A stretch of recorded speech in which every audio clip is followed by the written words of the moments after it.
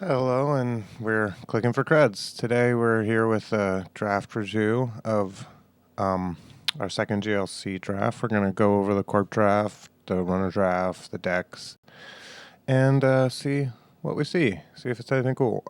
This is my first time doing all this, so give me a break. Hopefully it's not too bad. And I guess with that, we'll go ahead and get started. And everything should be ready to go. We're gonna be going through this draft a little quick in terms of like speed. So the card images might go by a little faster than they should. This pack is pretty good. It's got some 3-2s, and it's got a pair of 3-2s in MCA. MCA is fantastic. Old Hollywood Grid is a very good defensive upgrade, and Braun 1.0 is an absolute powerhouse piece of ice. It does so much work. IQ is also pretty good for as far as on the end the runs go. We take a Project Beal, which I think personally probably in the top 3 to 5 3-2s in the cube. The fact that it can be a 5-3 all the way to a 5-3, a 7-4, an 11-5, no 9-5, and a 11-6 is fantastic. You can do some pretty cool things with Beal, overscoring it. 3-2s are hard to pass up in limited, especially when you're playing to 6 points, because when you're playing to 6 points, in general, the safest scoring plan is going to be 3-2 points. And 3-pointers save you a lot of risk in that you don't have to advance them while they're on the table without scoring them. So we tend to draft our agendas first, our vegetables first, because it makes it easier, it makes you more flexible later. So this Project Atlas is probably catching my eye here. Looks like we're probably going to spend a bit of time looking at it. Other good cards in this pack. Exchange of Information is definitely a pretty solid piece of tag payoff. And Data Ward is a pretty cool piece of ice into itself. In general, you also don't have to, 3-2s are important, but just making sure you know how you want to score matters a lot. Because you're going to need 7 or 8 2-pointers and 5 or 6 total 3-pointers. And the only help you get in the starter is the orbital superiority for 2-pointers, which is pretty playable, and the send a message for 3-pointers, which is also pretty playable. You're not unhappy to play them, but most of the agendas in the cube are better than them. All right. So we, as expected, took the Project Atlas.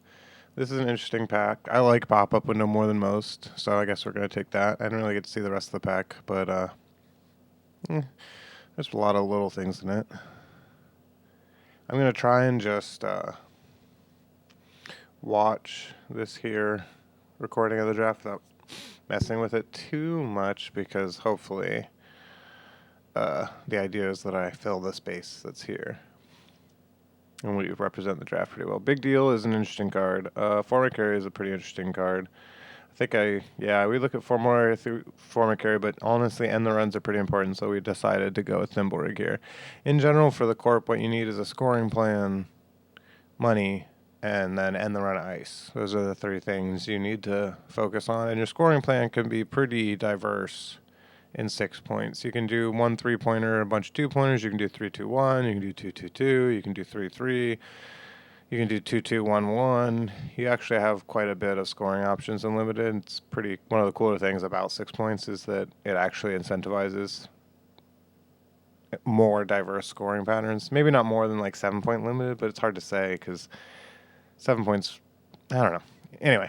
Doesn't really matter too much, but the point is that you have a lot of scoring options, so that's the part that you can be flexible about.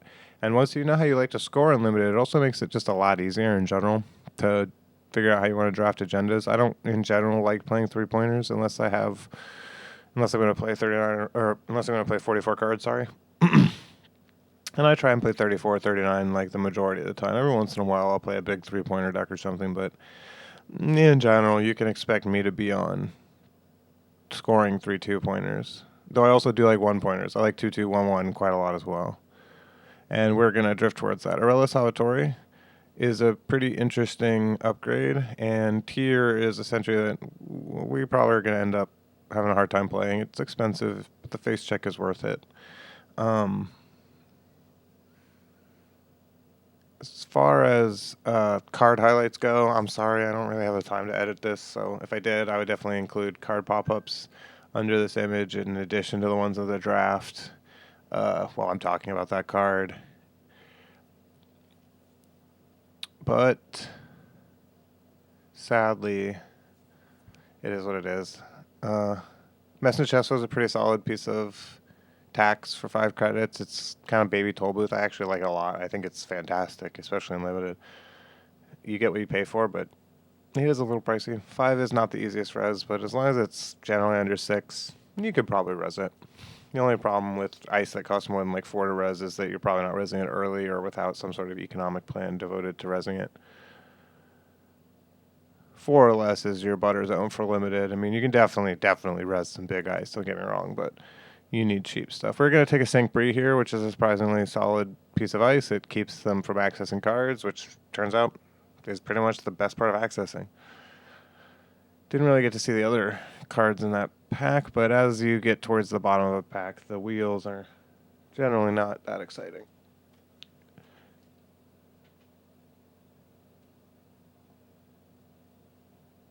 All right. Oh, we picked a IQ there on the wheel, which is a very good wheel.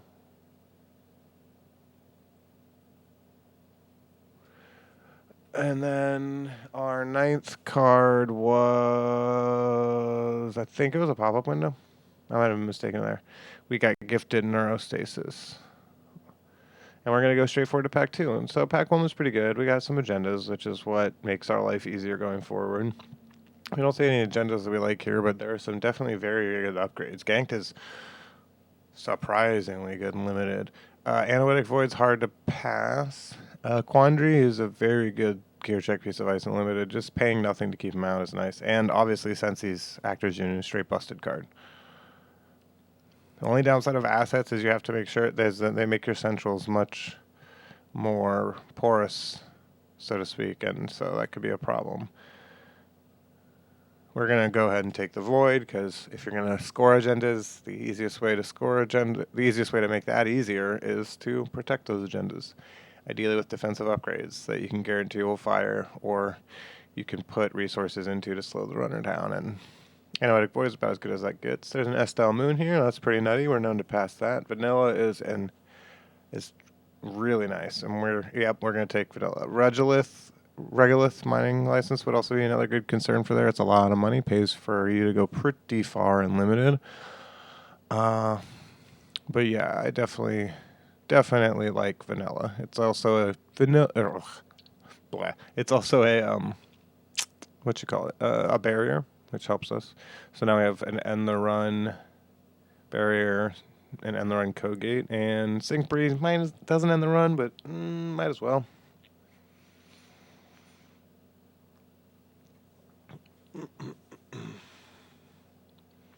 We're going to take a look at our cards while we wait for the draft to continue. And this Neurostasis in our pool is pretty suspect. Everything else in our pool I like quite a bit. Now we're going to look at some money. Cybernetics Court is just fantastic asset. Ash is also fantastic defensive upgrade here. Celebrity Gift is pretty good money. I mean, it's a big downside and limited, sometimes showing them how spicy or cool hidden information is, but it's a lot of money. It's hard to pass up. It's a lot of money. And in a deck like ours, if we're not playing spikes, if we're just trying to score out, very little downside.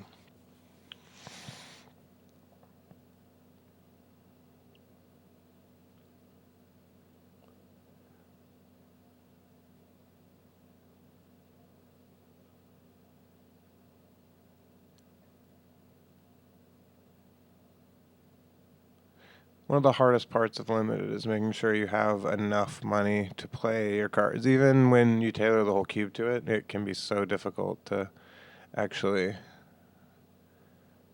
balance the amount of money in your deck. Pharaohs is a pretty decent end the run, especially that you can advance it to really keep. There's a lot of runners that straight up just are financially bankrupted by having to pay through a triple advance Pharaohs, which is a pretty cool little tool to have in your back pocket. Honestly, Pharaohs is going to be probably pretty hard for a deck like this to res, though. 7 is a lot of credits when you're trying to score out in the first, 2/3 of the game. In general, you have like 10 to 15 turns as the corp to score out, about that much, and a card like Pharaohs doesn't really help as much as you'd like towards a plan like that. Biotic Labor is straight up absolute bomb. If you're rich, it's absolutely what you want to see. Giving away a Scorched Earth sucks. We're sort of making a monster. Tags, you really have to be careful about how much tags and tag payoff you let pass you, because you're going to have to run against it, theoretically. And there's not a lot of reason why you would. Like, if you saw a Sea Source and a Scorched, well, unlike Constructed, you don't have to pay influence for any of that. So it's pretty easy to justify putting Sea Source Scorched into any limited deck. And so it's not necessarily hate drafting. It's kind of pivoting and hating out certain cards. Mid-season's high-profile target is a good example of a A-B tag combo that's like almost impossible to beat, where you definitely don't want to pass mid-seasons and pass HPT in the same. This pack's looking pretty good. We got some ice. Ivic is nothing to be excited about. It'll get the job done. Mouseless is pretty good gear check. Can't complain about a Mouseless. Gear check. Is that right for a Mouseless? No, Mouseless is more of a taxing piece of ice. It's do a net, give a tag, gain a credit. Yeah, that's taxing ice. Sorry, it's trying to keep all these card names straight in my head. Solus Judge, that's something to remember. Turing is an absolute monster. It's probably like the single best for my money, it's the single best remote ice in the cube that ends the run. The fact that it has AI hate built into it, and you're pretty likely to see AIs because they're a good way to cheat the breaker ecosystem, and everyone starts with a Mayfly, means it is hard to complain about. And yeah, you can triple click through a Turing, but the idea behind Turing is you put like Turing plus another good on the run on your remote. And since you have to triple click through Turing, it's also just great with Bioroids. Like Fairchild 3 into Turing is an obnoxious scoring remote. My bad, Construction Code's a little janky, and Malinzi is certainly going to be too expensive for us for what it does, so we kind of have no other choice but to take the Ichi here. The Ichi's pretty decent as far as a payoff goes, but I don't know. We might play it, we might not. It's hard to say. I don't remember exactly how I ended up building this deck, but it was a pretty good deck when we were done. Spoilers. Should probably try and manage my flow better. But also, I'm learning, so you get to learn, because we're gonna do VO. Oh, we took a No, we missed it. Colossus there, which is unless we pick up some tag payoff, Colossus is probably not gonna cut it. It costs too much money. We don't have like any advanceable tech, but yeah, we're gonna record VO for this draft, the runner draft, and then we gotta do deck techs for our decks, and then maybe we'll have the hang of this. A Palisade, that's a great gift. You pretty much always play an end the run, especially an end the run that's better on the remote. We see Red Planet Couriers. We say Architect's Fire. Gatekeeper is straight fire in this pack. Audacity is very hard to pass. Powerful card. We're going to take the Longevity Serum. It's a 3-2. We don't like to pass 3-2s. That's generally something kind of a hard rule, is that I try not to pass 3-2s. If you don't want there to be like decks that have a lot of 3-2s in them, you sort of have to take them out of the pool and play them. And in general, the cube is set up so that at least 6 play. I think the whole table should be able to play a 2-point strategy theoretically, but it might be set up so that one person should be on 3s, or that multiple people need to be on 3s and 2s. We take another 3-2 from that pack. It's going great. We have 4 3-2s. We can go pretty fast. That was Project Yaga Udo. We're probably never going to over advance that. Not a great over advanceable, but it is what it is. I need to try and focus a little better on when the packs pop up, and discussing the packs, because I'm sure people are interested in why you take whatever what. So this is a tough one. I'm probably going to take Tapestry. It's one of my favorite pet ice. It's good. Helheim Circles is fantastic cards. Tech Startup's a fantastic card. Pad Campaign's probably a great one to take because it's money. We take Tapestry. We love Tapestry. I don't even know if I'm going to end up playing Tapestry in my deck because it's a big situational piece of ice, but I find it hard to pass Tapestry. When I was starting Netrunner, it was around Terminal Directive.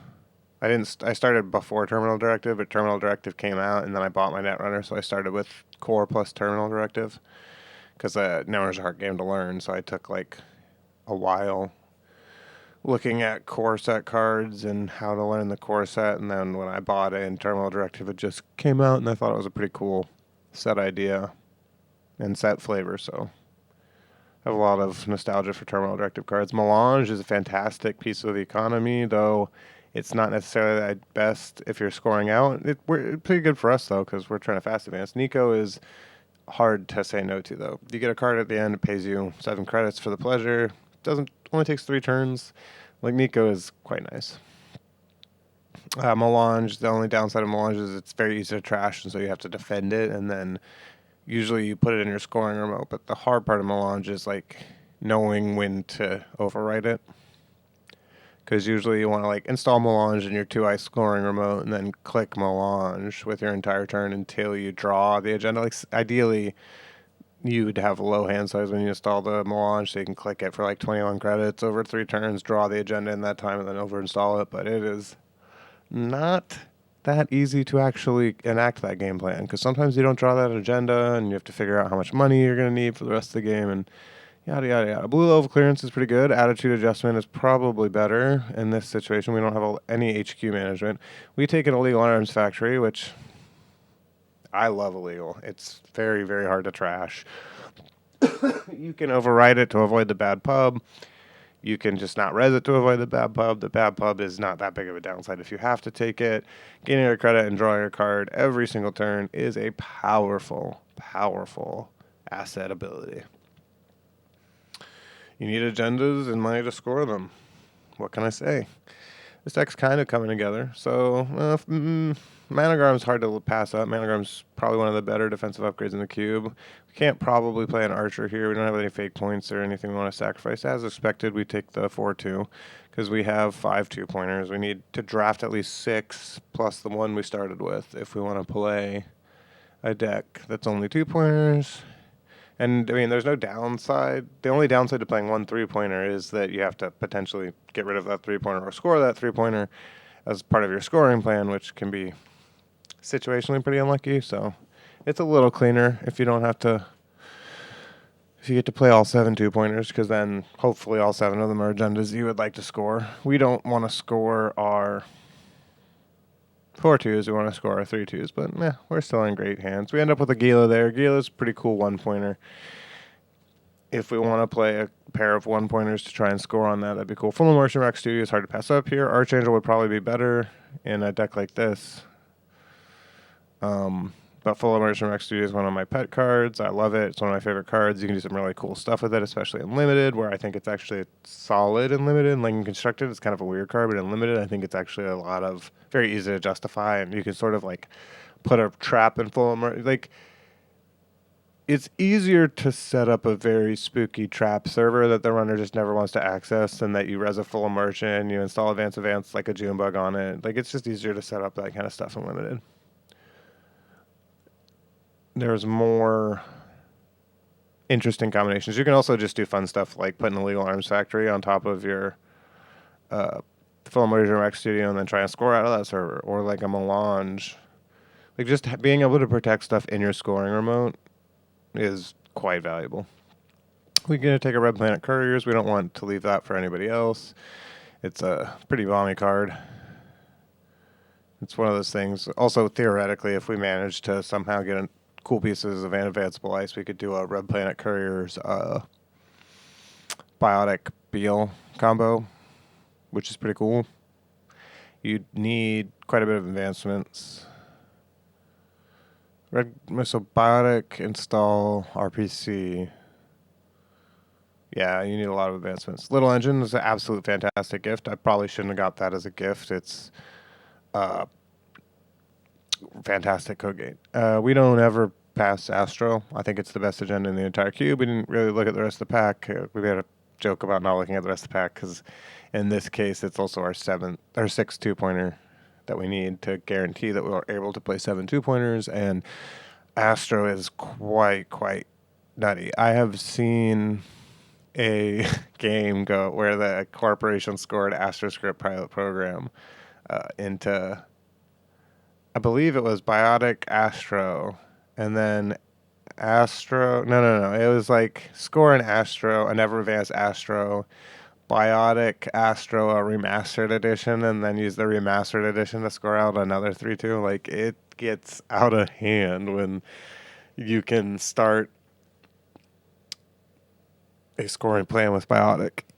Or not with Biotic, I'm sorry, with AstroScript pilot program. It's absolutely ridiculous card. Way too much upside for a 3-2. I don't really mind upside on 3-2s because I'm used to playing 6-point, where like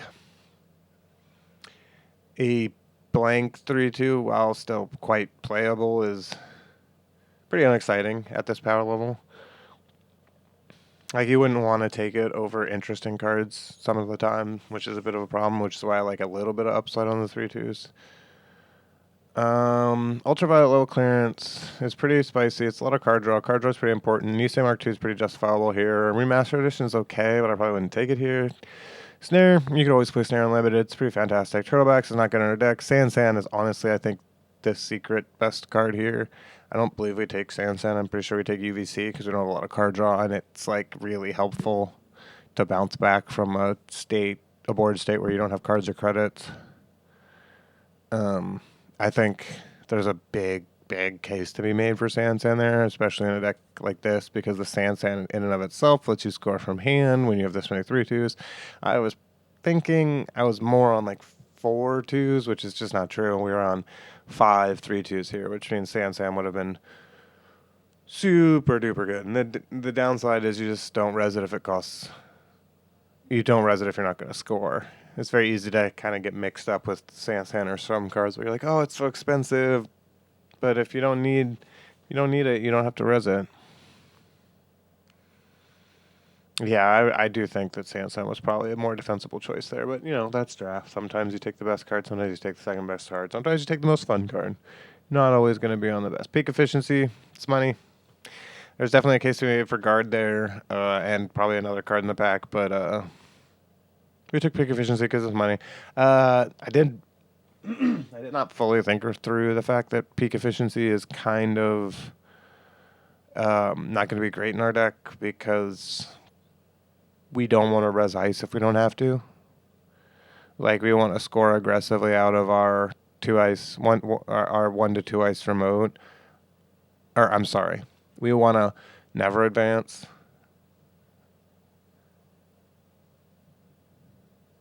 Never advance. It's late here. Sorry. What I'm trying to say is we don't want to put our agendas on the table if we don't have to. Like, we have enough 3-2s. Like, we are used to drafting with far less 3-2s than this. We're used to drafting a 4-2 strategy where you have to install advance, and there's a couple cards that we probably should have just taken because we have 5 3-2s like Sand, and cards we should have theoretically avoided like peak efficiency, where we don't really want to res our eyes. We want to use our money to fast advance if we can. Hence the reason I think Sand probably would have been better. Also, come on, can you imagine like Sanding a dang Astro, and then it just gets gross. You can then Biotic. If you untap with that Astro, you can Biotic out another 3-2 and then put it on the table with the extra click. It gets crazy. Capital Investors is decent money. Marimonity is an okay on the run. I'm not sure what we're looking at here. Hopefully when I draft in the future, I've got to try and remember to check the bubble, wait a second, then click it, so I can do commentary over it better. Yeah, we take the Capital Investors. It's okay money. Something to set up on like a full immersion rec studio. It's not the worst. Our deck is looking pretty serviceable, though, especially in the agenda department. We've got a base Chiraboga, and then we've got a Biotic Labor for fast advance. That's pretty cool. We'll probably take an Ice Wall out of here. It's very simple. Gear check. Keep my other remote. Yeah, that looks good. That looks good.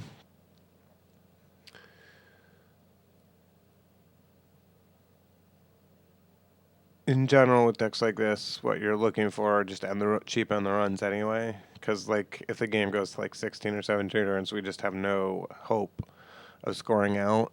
even with like defensive upgrades. If we had like several defensive upgrades, you can try and go a little later, but you're still heavily incentivized to try and get your agendas in the score area by 10 to 15, like that. I'd say 12 to 15, like is when you want the game to be closing up, because in general, going more than about 12 or 13 turns can get dicey unless you're playing more than 34 cards. Because the big problem with trying to play a long game is that A, you will run out of cards if you're playing 34 cards, and B, you don't exactly, like, the runner becomes more and more inevitable at times. So you need to have certain cards that are, like, you need to play ice that interacts with the runner's board more if you want to play a longer game. And so there's just a lot of things that you need to sort of do if you want to play a more long corp. And we have had players that, like Brian Stage, that play much more towards the long game. And in general, that means that you're playing 6 3-pointers and 44 cards, or you're playing a very dense ice suite that interacts well with the runner's board state and like 39 cards.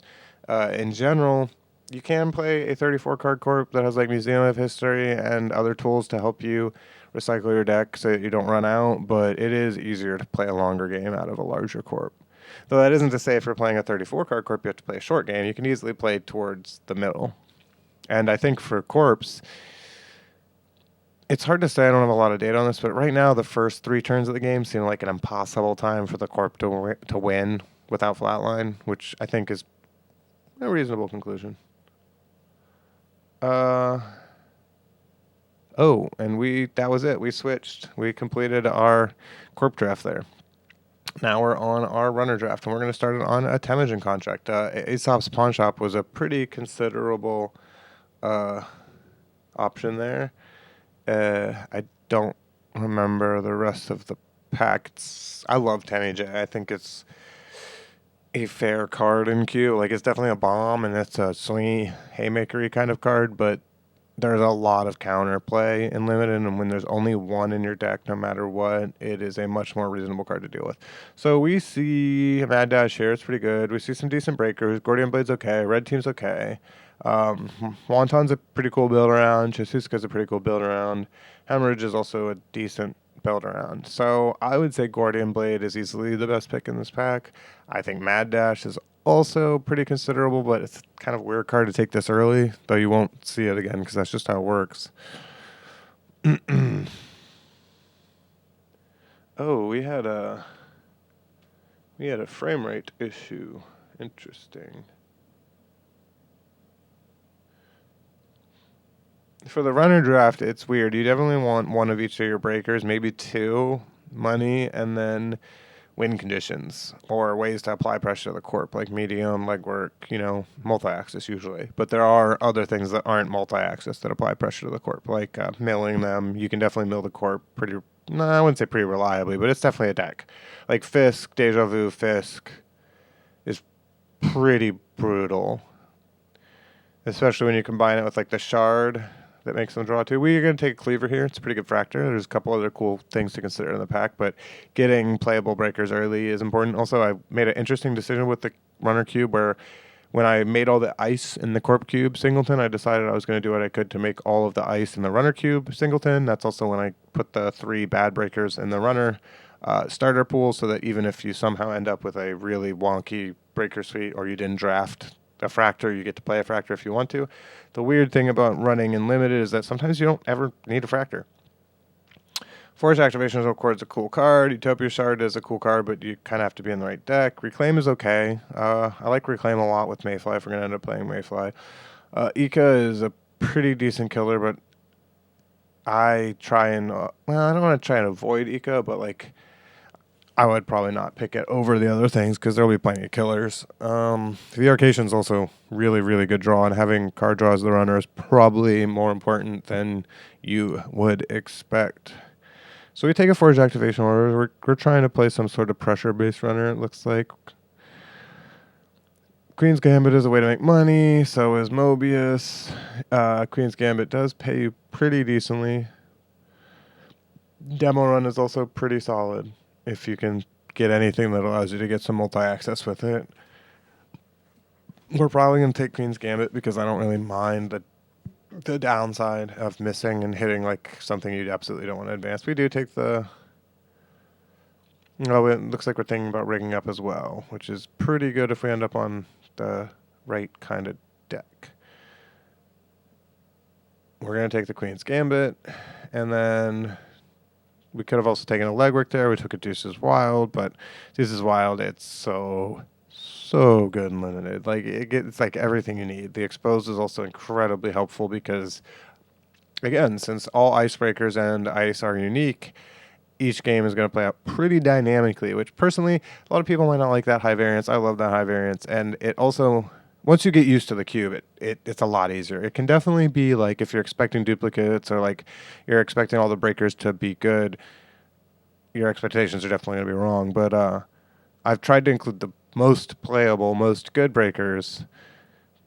We take Logic Bomb over Brain Cage there because Logic Bomb is a free access, which is incredible and limited. Brain Cage is also fun to build around, but Logic Bomb is always useful. And on the subject of like the variants and breakers, it's not like the worst breakers in the cube are terrible. It's just they're more situational or archetypal or don't break as effectively as they should, and they need help. And so I think it makes for a much more interesting decision that like, yeah, we have a cleaver, but we could still see a paperclip. And do we want that paperclip? Because cleaver's pretty good. It's definitely in like the top 10 to 25% of icebreakers, specifically that range of 10 to 25. We take a zone of slow shipping because we need some economy. And I think the drafting skill of identifying how good your breakers are and how good you want them to be and trying to draft them is fun and interesting test of skill.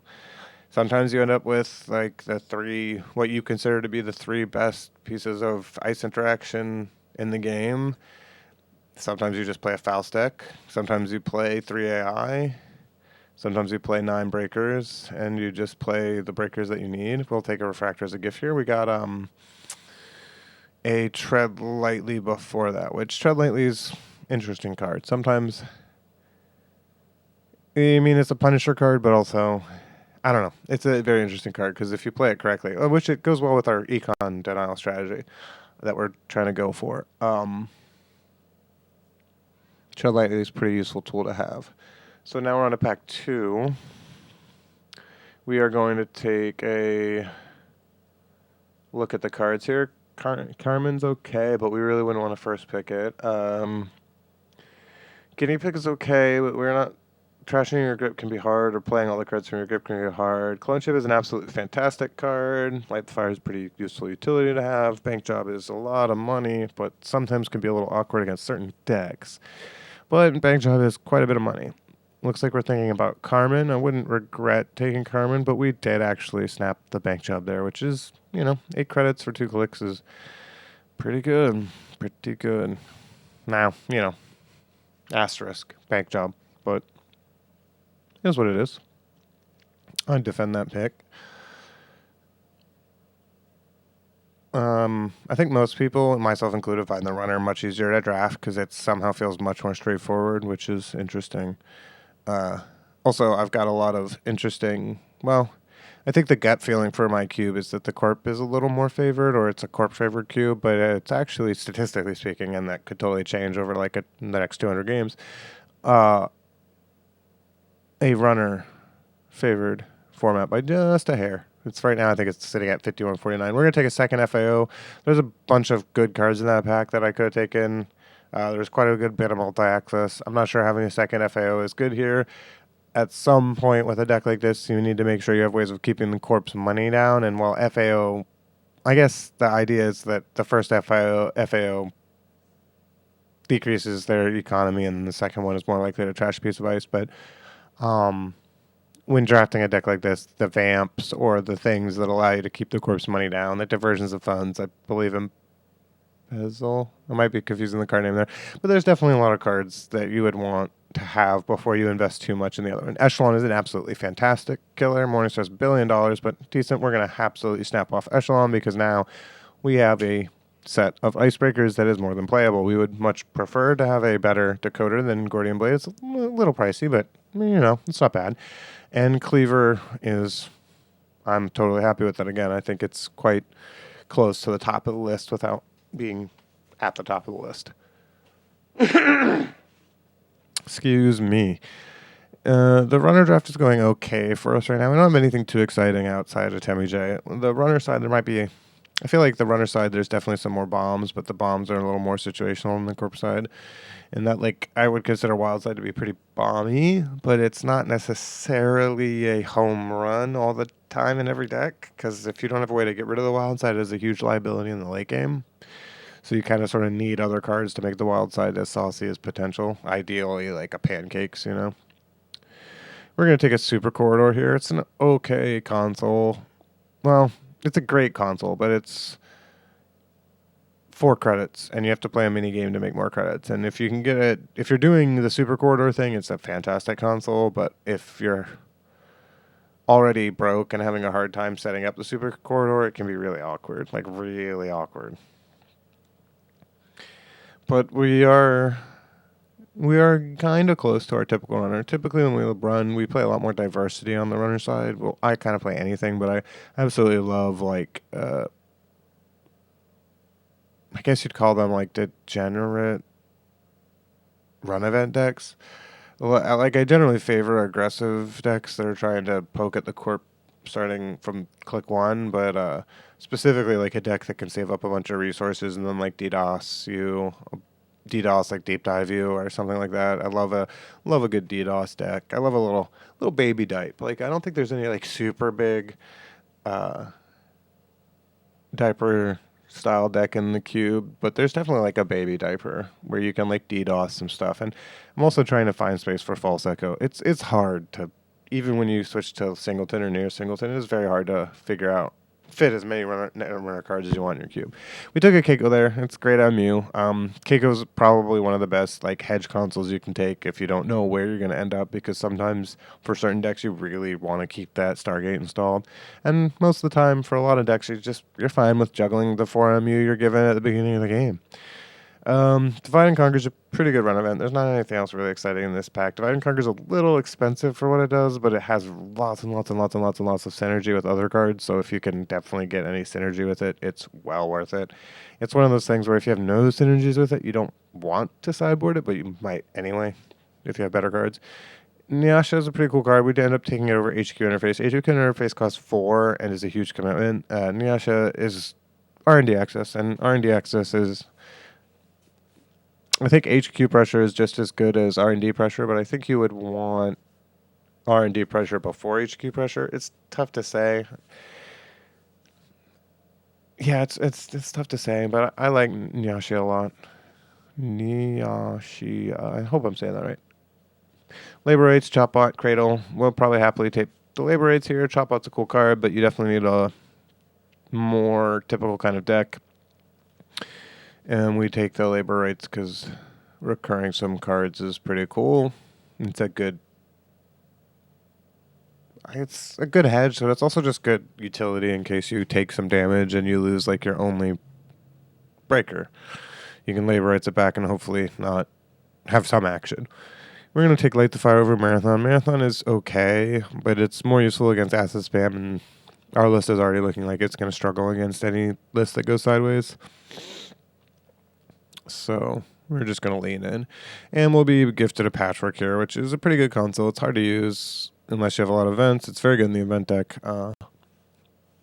But that doesn't look like us. Cold Read, 3 steps ahead. Let's see, what do we got in here? Security testing is fantastic. Black Orchestra Structure is okay. Amako is an absolute bomb. Bagalter is a bomb. So we probably got, like, those 2 as bombs, and then I'd say Sec Testing is just an all-star, and then right after that, Black Orchestra. We take the Amakua, which makes a lot of sense. You don't really need anything to make Amakua good. That's the whole point of Amakua, is that it can be a breaker you set up on turn 1 that is good the whole game. There's a little counterplay from the Corp, and you have to be careful with other virus cards, and ironically, Amakua can be actively very bad in a high synergy virus deck because it's too many eggs in one basket. Triumph Contact is much better money than it looks. Begamot's okay. MKUltra is pretty good. Tycoon's fantastic. Data Sucker saves you a lot of money. We're going to end up taking that Data Sucker, which is pretty good. We're going to hopefully save some money with that Data Sucker. It's basically just each one of them is a credit with our current breaker suite. So hopefully that ends up working out pretty well for us. So let's see. What would we like to see? We would really like to see some strong multi-access, like a medium or a conduit or something similar to that. Money is ultimately still going to be a problem. Like Temi J is a decent amount of money, but we don't have like... No, we just don't have like a good, strong set of drip. Like our economy over time, our card draw over time, and our credits over time are looking pretty weak. So there's a wild side here. An Xer here. Xer's pretty decent. Proco is slow, but good. Find the Truth is okay. Motivation's a card. You can take it. It's not the worst. It has some synergies. Excuse me. We end up taking... Oh, I saw it, but my brain is not registering it. We took... Oh, I can't pick it out of the pool either. Well, we took a card in there. For sure. So, there's that. I would comment on it more, but I don't know exactly what card it was. I feel like I should be able to tell, which is the weird part.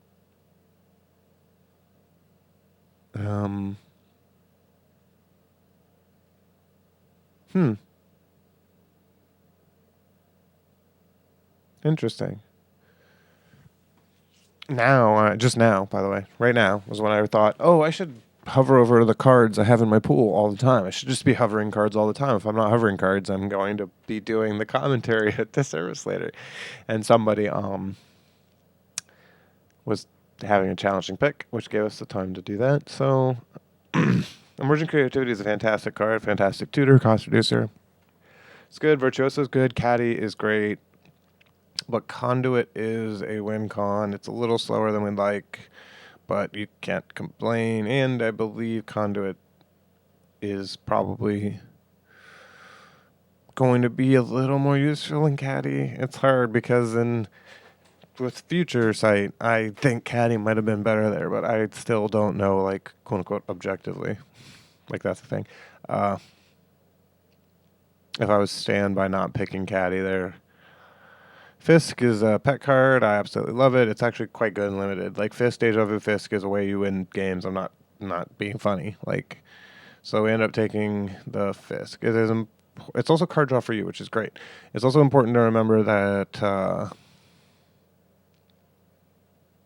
you can't just if you sort of have to wait for the right time to Fisk. Like in general, you don't want to Fisk in the first 2/3 of the game if you're going to try and deck them with it because you're giving them tools that can help them. But if you can just set up, if they have like 9 cards left in R&D and you can go ahead and just like install the HQ shard, or I guess the shard that makes them draw 2, sorry, I forget what it's called, and then hit them with the old Fisk. If you can like make them draw 7 cards in a 5-click window for you, when they have like 9 left, they probably lose to that. It's very difficult for a lot of corps to set up to lose that much time, and you generally want to make sure you play the Fisk late. I played some pretty loose Fisks on the day, so we end up taking a card out of that pack, which was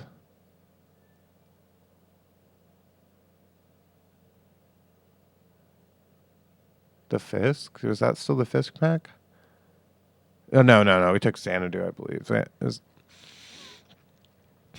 Which is okay. We're probably not going to end up playing that. Do you take Dean Lister? He's a pretty cool card. Lets you bump your Icebreakers to ability and strength for a turn. Extremely useful, especially if you're... I believe he bumps for the whole turn, so you can set up some pretty cool combos with him.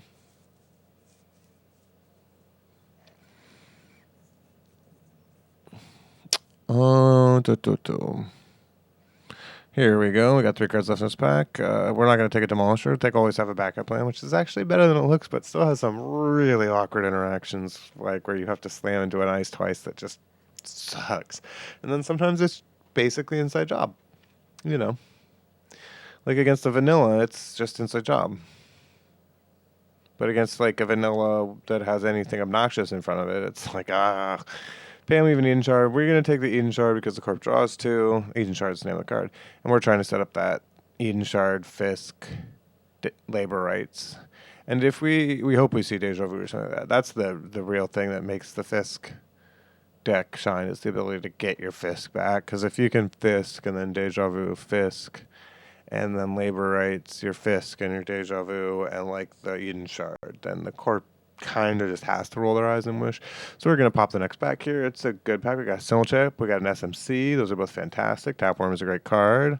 Jailbreak solid. Inside Job is absolutely fantastic. Inside Job is probably what I would go for here.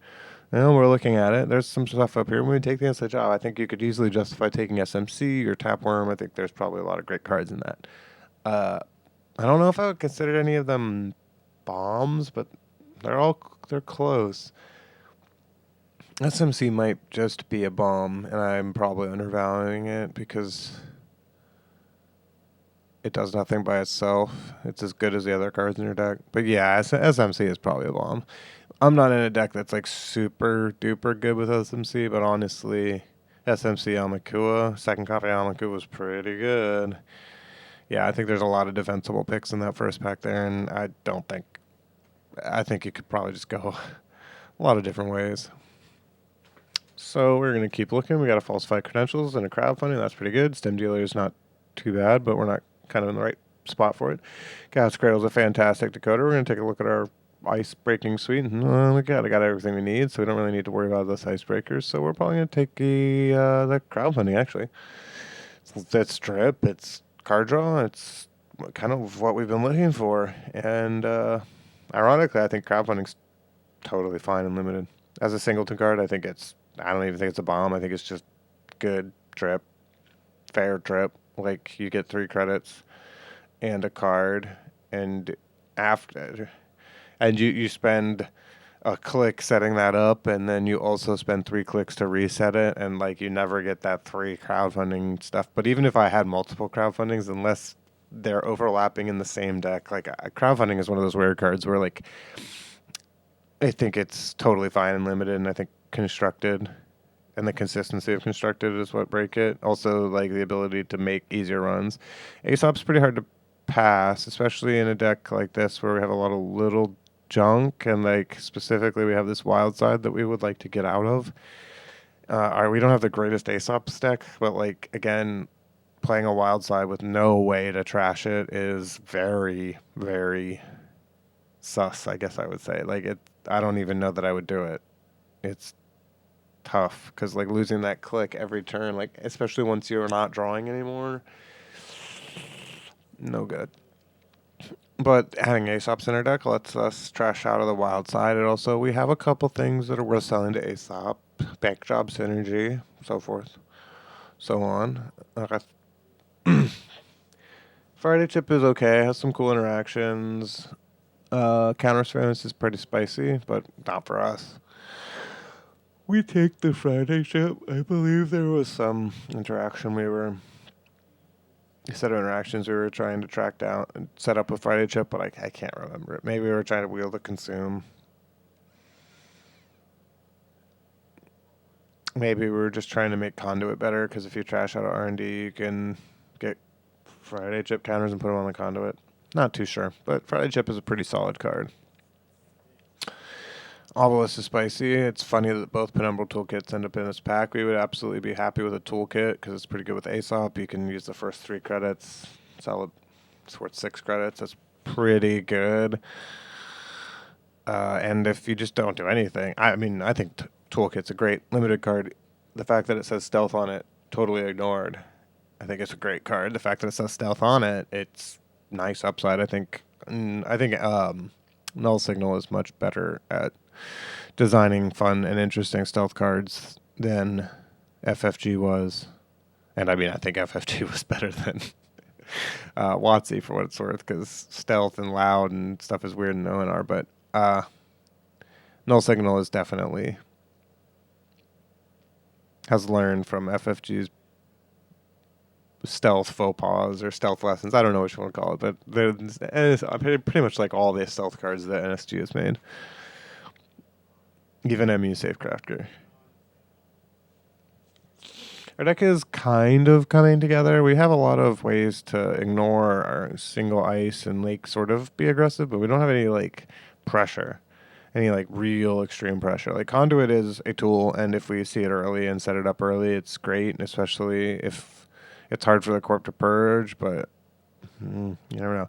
So Buzzsaw's fantastic. Breach is also very fantastic breaker. We would be happy to have either, but Mutual Favor just lets us get other breakers and sort of lets us feel good for not taking that SMC. Because now we have the Mutual Favor, which, while not nearly as good in the large card pool, is effectively doing the same job in our deck.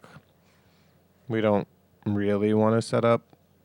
We don't really want to go tutor Conduit aggressively or anything, because like with SMC, if we had like a clone chip or something, we'd be so much better off because we could reuse the SMC. But as it stands, just making a successful run and searching for and installing our icebreakers pretty useful.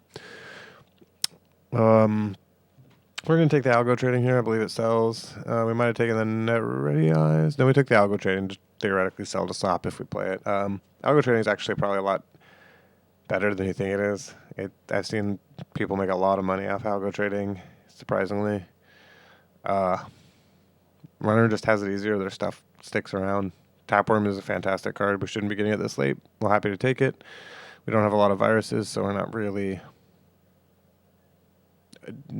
making our things. And that was actually pack 4, which is surprising. So we are going to go ahead and wrap this up, and then we're going to do our deck tech. So we will be back in a minute with my deck, my Corp deck, and my Runner deck. All right. I wish my transitions were better, but I'll get there. Right now we're just using the pause. So this was the Corp deck that we ended up playing after that draft. We cut down and tried to play the most fast advanced lists we can. As you can see, we ended up on 5 3-2s, the Orbital, and then Midnight. Midnight's great, no complaints. Orbital, we would have liked to play something better, especially considering we don't have any way to hit him with the Space Laser, but, you know, it's an okay 4-2. Most of the time they'll clear the tag, even if they don't need to, so it's not bad. As far as our assets go, we have Base, absolutely fantastic. Key role player in our deck. Second Biotic Labor, just not quite as good. We have the Sneeko, the Illegal Arms, and the Capital Investors. All are ways to make money over time, happen to be assets, and we're hoping that we can use this full immersion rec studio to put these in our scoring remote and protect them with the ice that we've devoted to our scoring remote. It's a little dubious. You could argue that maybe finding something from this sideboard over here to swap in for that full immersion rec studio is good. You might even be able to successfully argue that just playing our private contracts is better. I don't play my private contracts enough. It is really hard for the runner to trash, and it is a decent source of Dripicon for the Corp. You can usually just leave them in an empty remote and take credits off them when you need to. It's certainly not as good as Armitage, but it is much closer than you might think. We're going to go over our ice last because save the best for last, I guess. Our upgrades are pretty straightforward. Arella is fantastic. She will help you do basically anything. If you are proactively scoring, she will proactively reward the hell out of you for that. You can even just place ice in front of her. You can install whatever you want with her ability, place an advancement on it. Doesn't matter if the advancement matters. You can use... She has so many uses other than installing a new 3 or 4-2 into your remote after you score your first one. But she does that even better. Anoetic Void, a little more expensive than we want. We would prefer a Managram Anoetic is kind of hard for fast advance to pay for, especially if you're on audacities and stuff like that. We are not. Our fast advance is this biotic labor and this base Chiraboga. We absolutely regret not having a Sansan. Sansan would have been a very, very, very useful tool. Probably actually ultimately more useful to us than this Void. But we're not going to complain about a Void. It's doing great. So to finish through our operations, we have Celebrity Gift, some money, our hedge fund. Hard not to play it. Should always play it. We have a Hunter Seeker, just good value. Puts the fear of getting a card trash into the runner. We're probably going to have an opportunity to play it because we're on 2 points, so very nice. Peak efficiency, super suspect. We could probably think about playing something over this, but in terms of our sideboard, I'm not sure what I would, because if this is 4 credits, then it is in fact money, and there are probably going to be games where it's pretty useful. We didn't get a lot of HQ management, sadly, so we are playing Special Report. We could have drafted that attitude adjustment over something else, and we would have happily replaced this with an attitude adjustment. HQ management can be more important than you think in a fast advanced deck, but in general, it is a little less important in fast advance than it is others. Stock buyback, hopefully it works out. Usually it does. It's decent money. It's very good money if you're playing a more complicated scoring plan. And we're going to go over our ice, which is pretty much exclusively end the run ice. As you can see, every single ice in our deck says end the run. We thought about playing some extra ice like Tear for punishing face checks and that Tapestry, but in a deck like this, really what you want is you want ice that ends the run, and the only one that doesn't is this thing Bree, which, you know, accessing one fewer card on R&D, putting this on R&D, fantastic. Excuse me, got a little sore throat there. But we're pretty happy with this, especially the ice. The ice in the agenda suite, I think, for this deck is great. We definitely could use a bit better. We could have focused a bit better on our assets and operations and had a more well-rounded deck, and our economy is extremely shaky, which hopefully doesn't come back to bite us, but we'll see. I'm, in general, pretty happy with this deck, and that is that. And 1 second, and we'll be on to the runner deck. And here we are with our runner deck.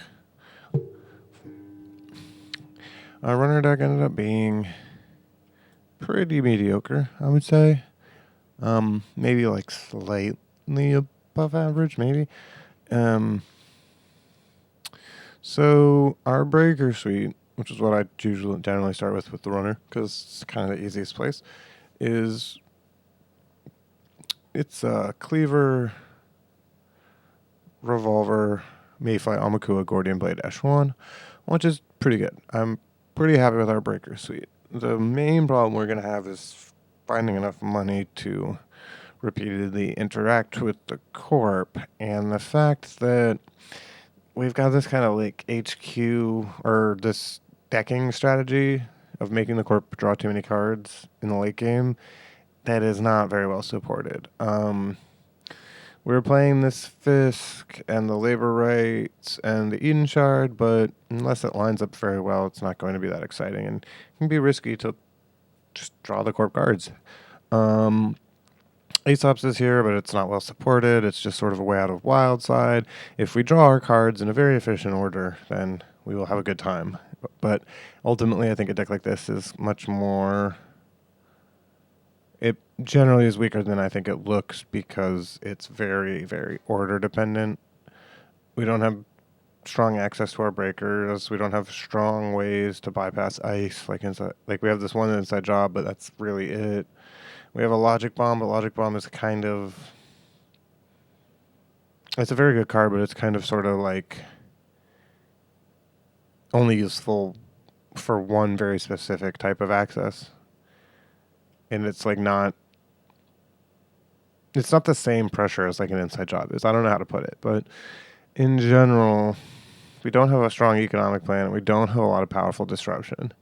We're sort of relying on a medium amount of R&D pressure and good breakers.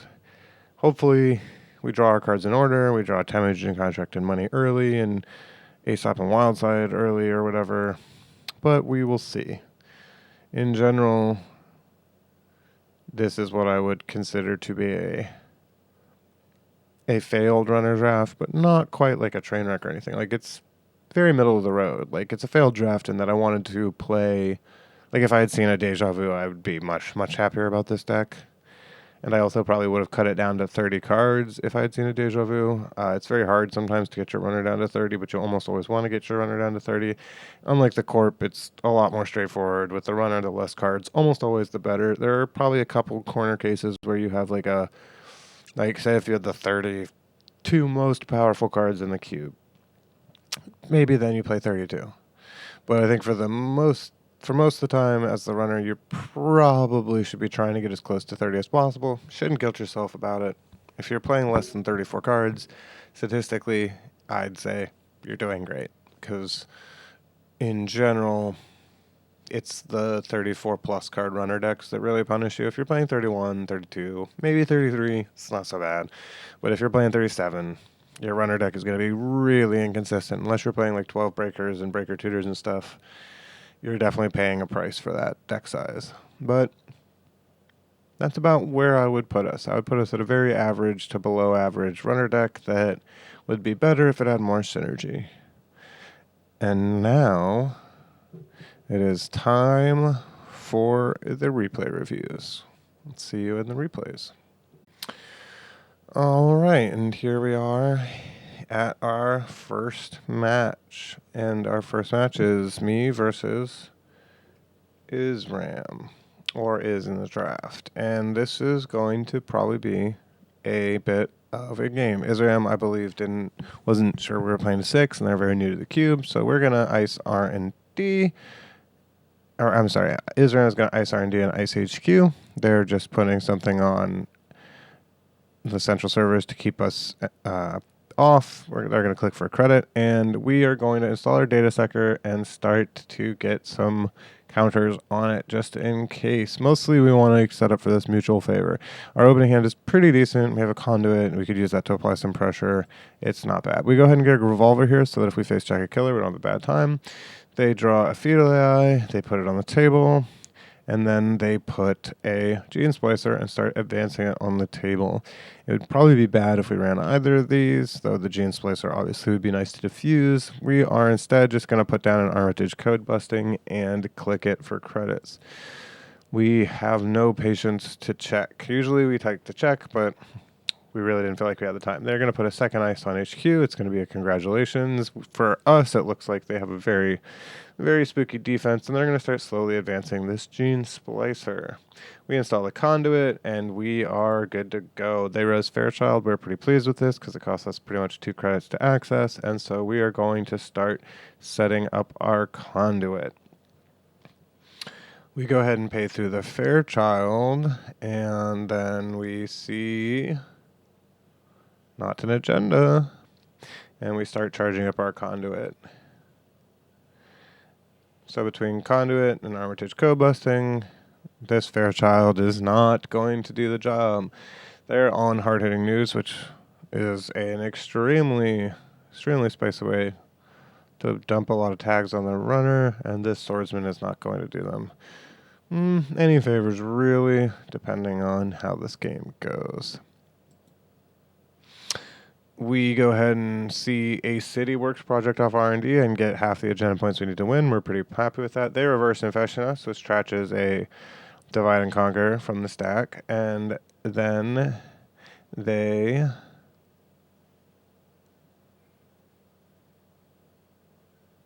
advance a card and then hard-hitting news us, as you do. And now we have 4 tags, and we have a choice to make. So we are pretty much going to keep these tags. We're going to clear off their Armitage code busting, float 4 tags, and hope we don't die. If we die, we die. We have decided not to check either of these cards, this fetal or this gene splicer. And if we get punished for it, we get punished for it. The Corp here takes the opportunity to advance and click for credits. Now their gene splicer is fully armed. We're going to go ahead and draw, play a short gamble. We're going to draw, and we're going to click for credits. We are just trying to set up enough credits and cards in hand that we don't die to a scorched earth and that we can apply pressure. They advance advance server 1 and click for a credit back. This fetal AI is now set up that they could almost get it off the table if they only had a little more credits, but the conduit is coming to R&D, and it's got Nyasha help this time. So we are going to see some cards here. We got purged, so we're just going to see 2 cards. We pay through the Fairchild, and we look at our 2 cards with the Nyasha bonus. We trash a big deal because we know we're going to come back, and it gives us a Friday chip counter, and then we see another card. And then we come back, just like we planned.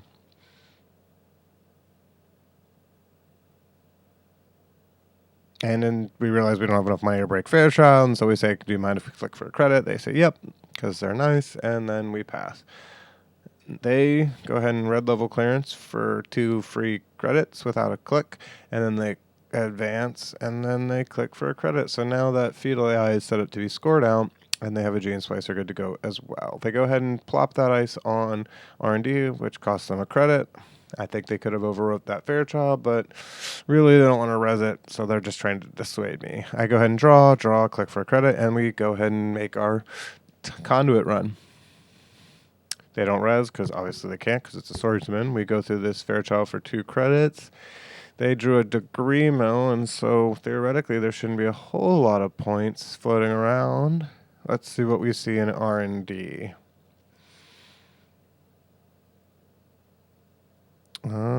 It's not. And the card on the top was bacterial. That's how it goes. 7 turns. That was a pretty fast game. It looks like they were on some sort of trap deck. I think, in hindsight, they may have overcommitted to these traps, but I also think the odds were not in our favor to see that agenda there. It is what it is, though. The runner, those annoying runners. And if I had actually checked this fetal, it could have ended. The whole game could have gone different for me. Taking that net could have absolutely ruined my hand at a certain point.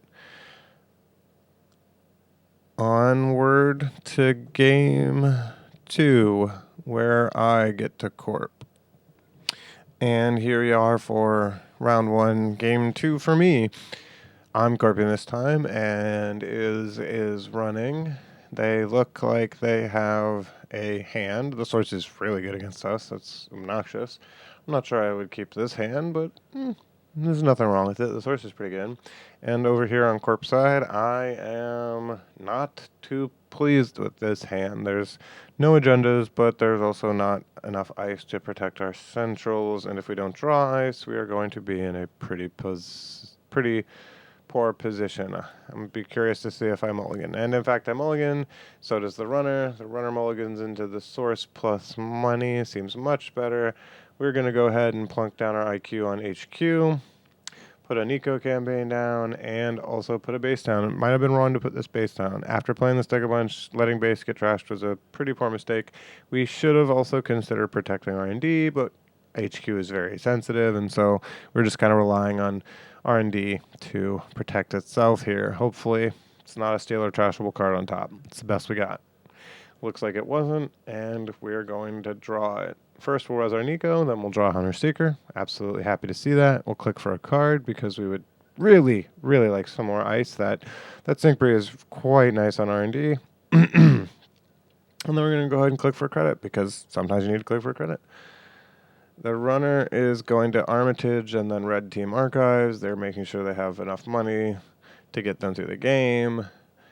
And they're going to go to work at Armitage again and then go ahead and take down our Nico campaign. Very smartly deciding that they need to contest our economy.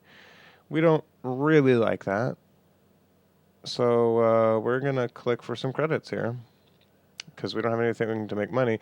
And we're just going to put the Analytic Void on R&D because thinking about it, we're probably not going to have that many agendas on the table, and it's just going to be a little safer. So they go to work. They're at Team Archives. And they are on 14 credits.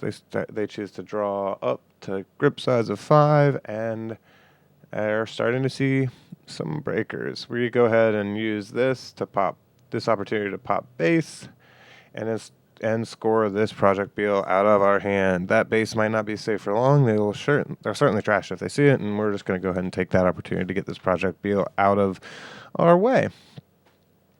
They go ahead and Daiwan. They name HQ here. I don't really think that's a good name for Daiwan. I think they should have named R&D or waited to try and Daiwan the remote if there's going to be one. They go ahead and set up their Yusuf and start running HQ. They trash the full immersion rec studio, so that way it improves the quality of their accesses, and they're just starting to farm Yusuf counters. So we cannot really afford to res this IQ. It would bankrupt us. We pay for that by letting them steal that orbital, which it is what it is. So we are going to go ahead and click for a cred, draw a card, click for a cred. We need to find some money so that we can fast advance these agendas out. If we can score one more agenda off the table, we can buy out the last agenda and we'll be all right. So they go to work, draw a card, and install the source. And the source is going to be a huge fucking problem for us. We are not prepared for this. We're going to click for credits because we just drew an agenda. So now we have enough agendas to score out, and we have a pretty good situation because we can biotic out this Astro and then be good. Now the problem is that biotic takes an additional credit. They go ahead and install Overmind. They need an undo. They undo it. They go to work for some credits. And, there's a misclick. That's even easier to fix. They install a Grimoire, and they continue to make money off their red team. Now, this Grimoire is pretty interesting. There's a lot of cool things you can do with a Grimoire. I don't see any in their hand outside of this Musazi, but it could be good. So we mandatory. We draw an Ultraviolet Clearance. That puts us in an interesting predicament. We play it like a real man, which is probably wrong.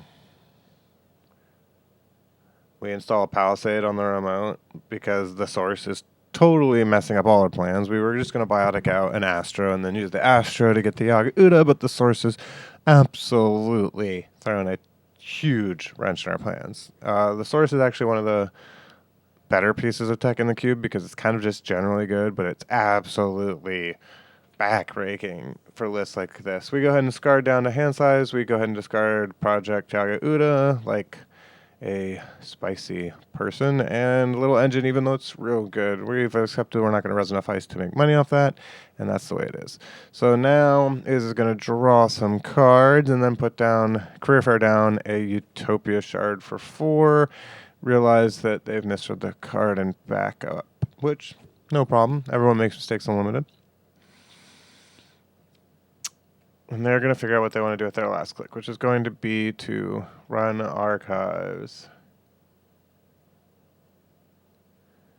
I think this indexing could have been...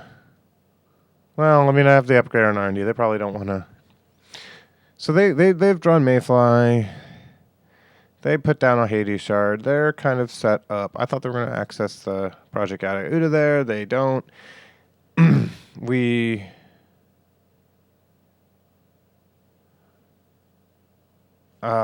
lost track of what we were doing. We hedge fund, and then we put the Astro behind the ice, and then we click for credit. Now they're going to run archives. They breach archives. They're going to go ahead and get that Yaga Uda, putting them on 4 points. But if we can score this Astro, it's kind of all we need. And they're going to use their last click to check HQ, which is protected by IQ, which is going to fire and keep them out. So we should be set up to go here as long as nothing goes terribly wrong. We're going to go ahead and biotic out this Astro because of the source. Now we have an Astro with an agenda counter, and we're going to pass back to them. And if they don't have any anything to say about it, then that's going to be the game. If they can't keep this agenda out, if they can't get this agenda out of HQ or keep an agenda, rip an agenda off the top. Where did our Project Yaga Uda go? They didn't steal it. They must have used some other ability. Interesting. Oh, the source. They declined it with the source ability. So They're going to come in HQ and do their due diligence to try and make sure I don't have an agenda in HQ, and I do believe they just don't get lucky enough. If they had just hit this here, they would probably be set up to win the game because they could go back to archives and get the Project Atlas, but we are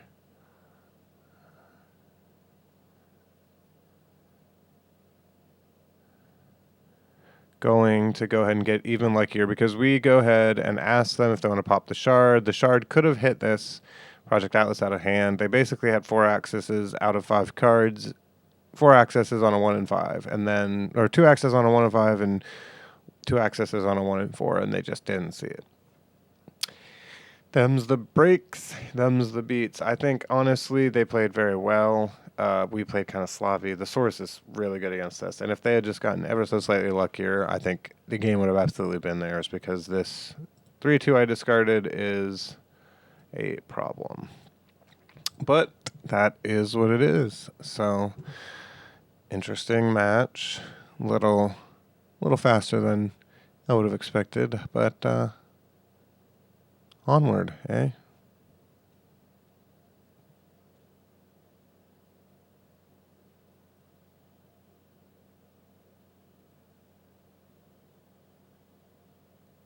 Awkward. The recording button didn't stop. Okay, this is round 2, game 1 versus, it's me versus Izzy. I've seen Izzy quite a bit around JNet and GLC and general places like that, and I think they're new to the game as in like they joined in the last year or two, but they have been absolutely cleaning up at events from what I've been seeing, especially for how new they are. She played super duper well at this event, given that I believe she said it was her first Netrunner draft. I think that's right. I think she said it was her first Netrunner draft. But either way, first, second, new to drafting, you've drafted something else before. Izzy absolutely smashed face at this event. And I was pretty lucky for how our games went. So Izzy is going to be on Corp here. I'm going to be on Runner. My hand, sorry about that. My hand is looking... it's looking hard to mulligan. I've got Breakers and Wildside and good cards, so hard to say. Izzy has a Mutually Assured Destruction, a Chimera, which is a fantastic piece of remote ice, especially in the early game, a Bailiff, an Extract, and a Private Contracts. I could see her mulligan in his hand, but she has ice to protect herself, so we'll see. And with that, let's get this game underway. I'm not too sure about how fast these replays go, so I'm still getting used to that. Mandatory draw, choose to draw. And then we're going to go ahead and ice server 1 and start putting things in it. We're going to put this off-world office in it, behind a Miss Fingo, and we're going to say we don't need to protect Centrals. We're going to go fast. I'm a little confused by this, so I go ahead and start applying the pressure. We're going to check R&D. We don't see what we need to see. We see an unknown card, and we move on with our life. We're going to go ahead and poke HQ. There's some cool stuff to see in here. We see a 15 minutes, arguably the least interesting thing to see out of HQ, but it's not the worst because it clears a card out of HQ, so we can't complain. We see a Drago. We go, uh-oh, and we trash that, and we now need to make sure that we don't die. And we're going to go ahead and check HQ one more time here because there's no ice, and we access the Armed Intimidation. 3 points, though that 15 minutes won't be with us for very long. Izzy's going to go ahead and start her turn. She's going to jam a hostile takeover on the table and score it out. Can't blame them. Can't blame them at all. Gotta have money. And the ice isn't here, so just hope your centrals hold. So we're going to go ahead and draw a card. Continue to check the centrals, specifically R&D. Now here... we take 2 tags from a news team, and then we remove the tags after trashing the news team, and then promptly forget it's in archives and still active. We probably could have taken those tags, but we were pretty sure after seeing that Drago that Izzy was trying to kill us, and so we definitely did not want to take those tags. This time, she takes a very, very, very efficient turn here to protect R&D, to put this Lacosta down and to shuffle that 15 minutes back. So if this Lacosta works, then she can go ahead and get this agenda out of here. And when we go into RNG, we hit this force connection, take 2 tags, and we have no choice but to close the tags, so we click for credits and install Tapworm. Izzy does her due diligence and she reses this Lacosta and uses it to get this off-world office off the table and stay, most importantly, rich. Things are not looking good. We go ahead and use the tapeworm to get paid a little. We make a run on HQ to check this Estel Moon. We see that it's an Estel Moon. We can't really fight that. They can't really take advantage of it. And we decide to clear the tags, which we're clearing tags so they don't top deck a way to kill us. But in hindsight, we've spent a lot of effort clearing cards. And they're going to go ahead and take their entire turn to draw because they're just looking for an agenda they can score this. The coast is doing work. I'm sort of on the back foot. I'm burning a lot of tempo trying to keep these tags out.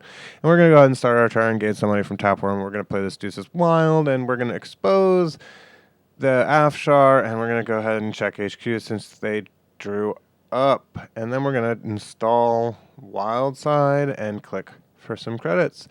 Things are looking pretty decent for us on runner side. We've got breakers. We've got everything we need. But Izzy, she doesn't want to let us just live our lives. She goes ahead and scores that 15 minutes. It is on 4 points. Dang.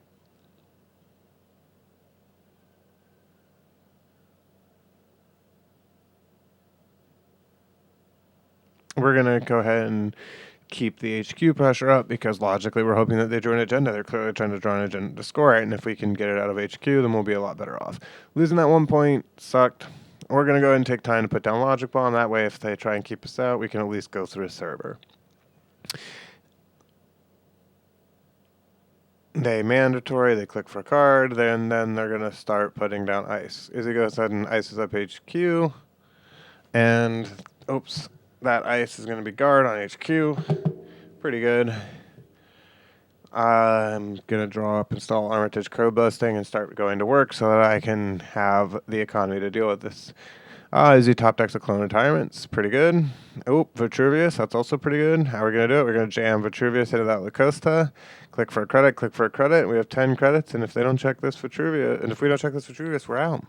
And this Vitruvius is going to be hard to check. It's Quandary and Mass Bingo, so we go ahead and put this Mayfly down. Now's time, and we're going to go ahead and Mayfly through this remote, which with the bad pub, I believe, is just going to get us there.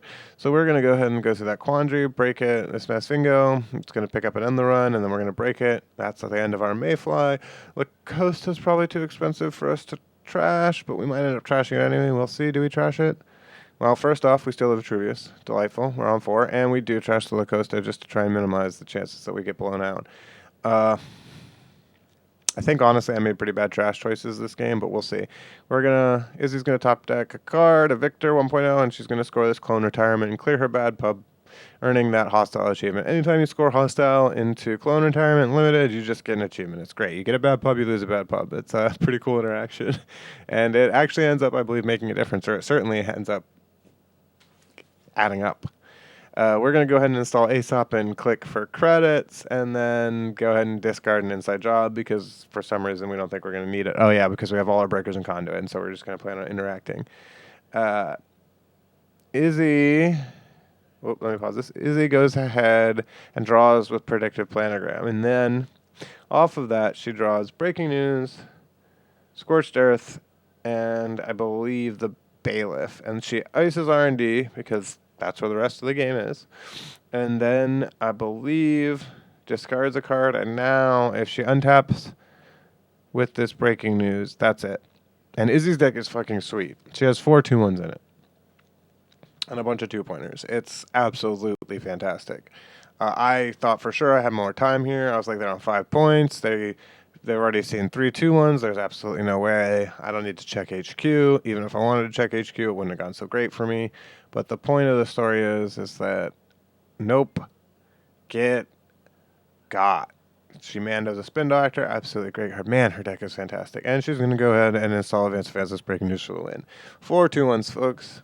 Nothing I could do. Pretty sure I did not trash clear tags, and I'm pretty sure I overpaid clearing tags and trashing cards, but I do believe her deck also has a kill in it. I believe it's on Boom, maybe? Her deck has something delightfully kill-tacular in it.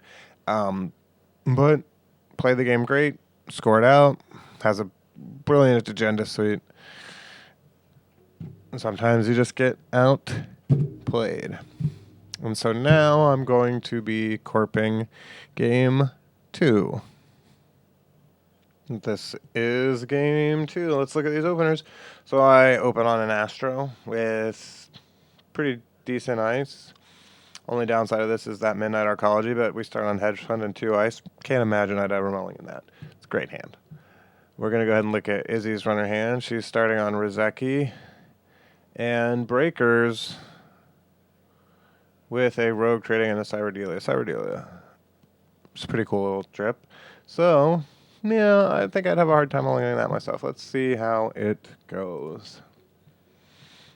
And there we go. So I'm going to go ahead and draw.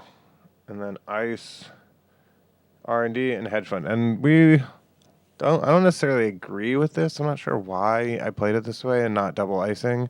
I think it's because I wanted to play the Palisade for the remote, and I was being greedy. Izzy's going to go ahead and double draw, install her Rizeki and Rogue Trading, set up basically her entire economy. She has drip, and she can go ahead and take a bunch of credits off Rogue Trading.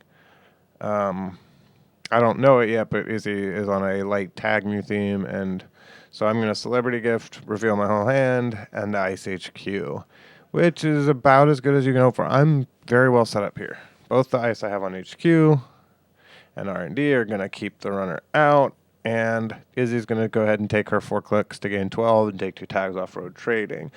I have to decide whether or not I'm going to trash that Rogue Trading, and since I have 3 agendas in my hand, 4 agendas actually, I'm going to not trash that Rogue Trading. I need to go ahead and jam something into this remote. So we're going to go ahead and jam Astro behind Palisade, because if we can score this first Astro, we are in business. Now, probably shouldn't have done this. I debated for quite a while. I'm going to go ahead and pause. So I debated for quite a while whether or not I wanted Beal or Astro to be my first agenda. The idea was that if I score Astro, it'll get the Beal out for free. I was pretty sure they might have a Mayfly or have some way to check, and so I probably should have fed the other agenda, but it is tough because I completely suspected that they might break this remote, but losing an Astro is rough. So they are going to Mayfly through this Palisade. It's going to cost them a little bit of credits. They're going to also Rogue Trading with their other clicks, and so it's a very efficient turn for them, and they're on 18 credits with 3 tags. They're going to go ahead and steal that Astro. I'm going to shed a single tier, and then we're going to move on. We draw an Ultraviolet. We're going to go ahead and play an Ultraviolet. It's not going to get any easier to play, and we use that to install a little engine on the remote, so now we have a barrier and a code gate on the remote, and it shouldn't be too hard to go ahead and try and score a 4-point agenda, or 4 advancement agenda behind those ice. We don't usually want to make a remote, but we probably did have to make a remote in this game because we are not seeing our fast advanced tools, and if they see base in our library, they're definitely going to trash it. So they're going to go ahead and drop down their Peacock and their Cyberdelia and run HQ twice just to keep me honest. I do believe that they are overwhelmingly likely to see one of these agendas. They steal the Orbital. So they're on 4 points and we are on 0. It's not looking good, folks. But we have a plan. We have a plan. So we're probably going to go ahead and jam this, install Advance this midnight. Yeah, we're going to put a vanilla, and then we're going to install Advanced Midnight through Arcology. We're low on cards. It's going to draw us up. It's going to fill up our hands. It's going to be pretty decent. And back to Izzy's turn. Izzy's going to go ahead and draw a card and check our run R&D. Try and keep me honest. I don't have the money to res this and enact my game plan, so I'm going to go ahead and let them check. I need to get lucky here if they don't see if they see an agenda. That's just it. However, I've got 2 agendas. They've got 2 agendas. There's only 3 in R&D. The odds aren't in their favor at all. So we go ahead and let them, and they draw a card and gain a credit. Now it's back to me. I'm going to score this Midnight 3 Arcology. I'm going to drop to 6. I'm going to get to keep that bonus card in my hand. And since I have all the information, I know that all the agendas are R&D. I'd love to res this message Tesla, so I do, which sucks, but I really cannot afford to have Izzy checking R&D for nothing, knowing that all the agendas, all the rest of the agendas are in there. And then Izzy goes and hits that message Chesvo. I believe she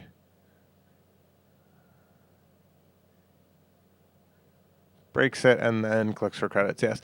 And it's going to go back to me. I am going to click for a credit, stock buyback for some more credits. Realize that stock buyback is a terminal. Undo that. gain a credit, and then stock buyback. So we're going to click for 2 credits in the stock buyback. We're basically taking 6 credits for our turn, maybe 5 credits. Let's look at stock buyback. We go ahead and discard a Hunter Seeker. Izzy clicks for credits, knowing that she's going to need money to interact.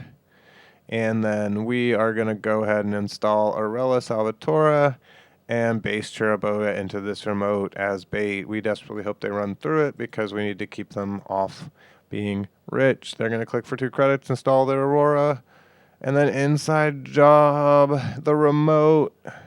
We're going to go ahead and res the vanilla, which they then immediately inside job. We don't have the credits for Little Engine, I believe.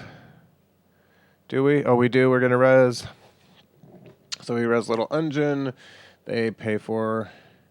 They break. It costs them 8 to break, and then they get a 5 credit refund. So they're only breaking that for 3, but it is definitely a tax, especially considering that at the end of this is not an agenda. So they're going to go through the Palisade as well. They're getting a Cyber Dealer refund. Costs them 4 plus the refund of 1, so 3. Ultimately, a expensive server to break. They see base. They don't have the money to trash.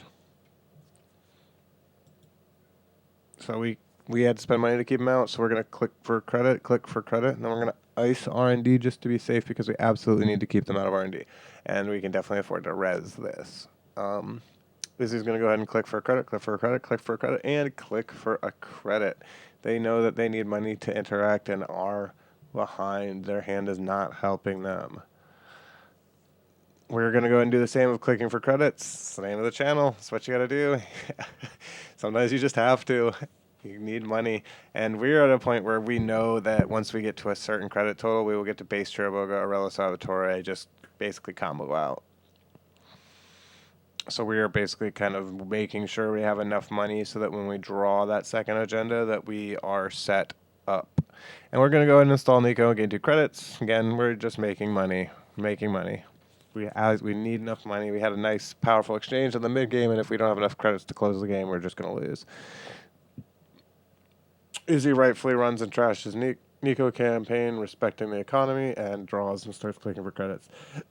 They have some tools in their hand. They've been drawing up, and they're in a much better position to interact. Now we're going to go ahead and install and click for credits. We're just trying to put down money-making assets so that we can be set up. And they're going to check this illegal arms. They're going to trash it for 6. Click for a credit. Click for a credit, and click for a credit. It may be boring, but it is definitely very smart of Izzy to be clicking for these credits. And we've top-decked the Project Atlas, so we are ready to go. We go ahead and pop this base. We have 4 clicks, and we are thinking about what we would like, whether or not we would like to res Arella and put the winning agenda in this remote, because it is spicy if we mess it up. But we have a biotic in hand, so we decided this Arella is just not worth it whatsoever. We score this Project Atlas, and now we have almost enough credits to biotic out the winning agenda. Izzy's going to go ahead and click for 4 credits here. I'm not sure exactly what they're saving up for, but in general, clicking for credits makes sense. We click for credits and we ice archives with this thimble rig. Mostly because we just didn't want to discard it, but also because it's a thimble rig, so theoretically it might help us. Izzy goes ahead and installs counter surveillance, decides that they are going to counter surveillance HQ, which is pretty good. They have 3 tags, so they're going to access 3 cards. So this is a legwork. They don't see the Project Beal. Lucky on my half. Again, I think I got pretty lucky today. Like, I had a game against Iz that I probably would have lost. That was not in my favor. And then here, we're going to go ahead and get to biotic out this Beal after they legwork HQ. And I think, the odds are slightly in their favor of hitting the agenda out of HQ. But, you get lucky. Izzy is absolutely one of the fastest learners I guess I've seen in Limited. She absolutely played fantastic on the day. Fantastic. And I do think I believe she said it was her first Netrunner draft, and that they were familiar with Limited from another card game, but even still, drafting Netrunner is really, really hard, and I think that she did a absolutely fantastic job. She ended up having the best standings at the end of the day. She won 5 out of her 6 games. This game right here was the only one she lost, and she had every right to win it. I got very lucky. Um, it was a good match between me and her. And that's that.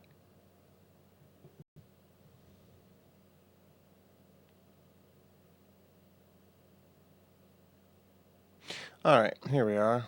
This is round 3 for me. It's me versus Monde Green on JNet. I'm going to be running game 1. Monde's been really fun to play against. They seem to have a really, really good grasp on like how to apply pressure and stuff, which can be very hard and limited. So we're gonna go ahead and take a look through these little these hands. So this hand's pretty mediocre. I could see myself keeping it. I could see myself getting rid of it. Starting on a crowdfunding is not too bad. Monde, on the other hand, doesn't have any ice and has 2 agendas. They have a hedge fund, but I don't know. I can't imagine they keep this. And Monde mulligans, and I keep. Let's go ahead and take a look at their mulligan. This after their mandatory. Oh yeah, this is a much better mulligan. So they go ahead and have 3 ice, no agendas. This is a great start. So they're going to go ahead and put a Hortum on their scoring remote. Go ahead and get that set up.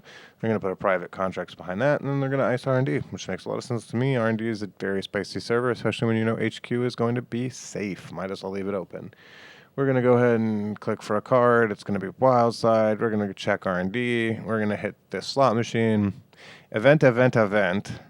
And they're going to triple advance this Hortum. This game is going to be a disaster for me. And it starts here with this free triple advance Hortum off a slot machine. It's wild. Instead of accessing our R&D, we're going to go ahead and put down that Ixoran, and then we're going to put down our crowdfunding, and we're going to draw cards. It's going to be decent as well. We're feeling pretty decent. That slot machine face check is about as brutal as it possibly could have been. And I remember Monde was like, oh no, I don't think I have anything to put these advancements on. And yeah, well, it ended up being really, really good. So they're going to go ahead and set up this private contracts, click it for 6 credits. Makes a lot of sense. That's exactly probably what I would have done. We're going to go ahead and Deuce is wild. We're going to expose this, and we see that it's a Hortum. And this is important. We know that it's a Hortum because we are going to faceplant into this Hortum so bad later. It's going to fuck us. And we thought that Hortum allowed you to search for 1 card and not 2. Anyway, we go ahead and put down our wild side. We click for some creds. We feel okay. We've got cards coming in. We've got credits coming in. We shouldn't be in too bad of a position. But Monde is absolutely going to give it to us here. They're going to install Hokusai on top of this prize deck for later, I imagine. They're going to take some credits off that private contracts. I said prize deck, I meant private contracts. And we're going to switch back to me. I'm going to go ahead and put down this console, and I'm going to try and start clicking for credits so that I can match Monde's credit total so that I can get some value out of this super corridor. They go ahead and draw an Inazuma, put this Inazuma on their server, and then they go ahead and finally ice up HQ with that Stavka, clicking 2 credits off that private context. They've got contracts. They've got a pretty good thing going here. They're slowly setting up and making sure that they have a place to score their agendas out of. I'm going to put down a bank job, which is a huge mistake, and I am going to tread lightly this remote. And I'm going to tell you, this was a terrible move. This was easily like the worst play I made all day. It was absolutely terrible. And I also want to make it clear it's my play, so I get to not be polite about it. It was moronic.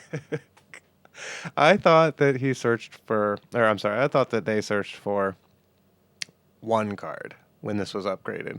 But when this is triple upgraded, and I know I've exposed it. It's a thing. We're trying to get our bank job money. I forgot about the first subroutine upgrade entirely. I forgot they're going to make 4 credits. I thought this didn't upgrade. I don't know why.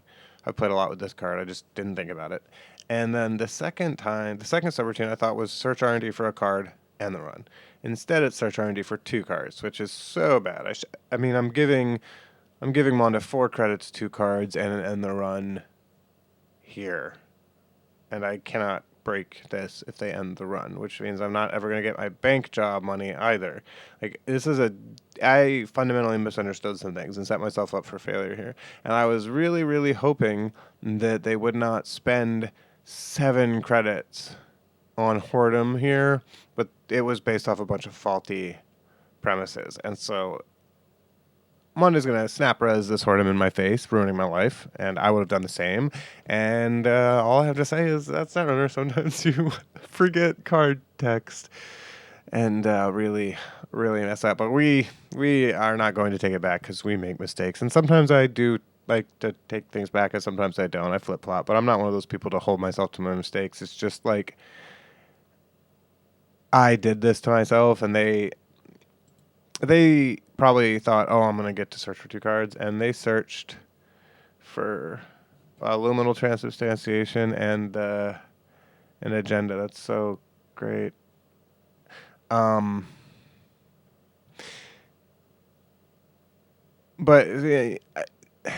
the reason I didn't try and do a take back or anything is A, some information was exchanged, and B, it's like sometimes you just have to let your opponent have fun, and getting to fire your Whoredom because they thought it said something else is good fun. I don't personally mind. They're going to go ahead and score out this Luminal, and then they're going to draw a card, Private Contracts.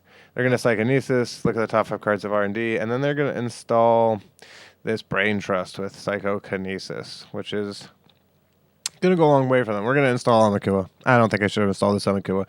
I'm sort of in a defeatist mindset here. I don't know what I'm going to do to get myself out of this hole. They go ahead and they score that Brain Trust. Now they're on 4, we're on 0. We're going to keep drawing up from wild side. We're going to forge activation orders, the ice on HQ, which they trash. And then we're going to start coming through HQ. I would probably trash Stavka there too. It's not going to do too much. We go ahead and get that Utopia fragment, puts us on the map. We're pretty happy to have it. And then we're going to pass back to Monda because we only have 3 clicks from wild side. So they are going to upgrade R&D with Jinja, draw a card, realize I forgot to res Jinja. I don't mind. Undo click makes it very easy. And then they're going to reveal that Aduda 1 R&D and close R&D up pretty much for good. Now you put in advanced assembly lines in the remote. I don't know better, but it is what it is. They go ahead, and then here I pop Eden Shard, which they use to install 2 ice. Another bad move. I was very desperate here. I know this isn't just terrible because these are ice that are no longer on R&D, so we're technically increasing the agenda of R&D, but we're also not going to run R&D, so it doesn't really make sense to draw them 2 cards here. And they're clearly, I didn't think about it at the time, but they're clearly probably looking for an agenda. Now, I thought this advanced assembly line was the winning agenda, and I wasn't going to be able to get to it. Again, it is not in your best interest to assume that you can't win and then play poorly based off that assumption.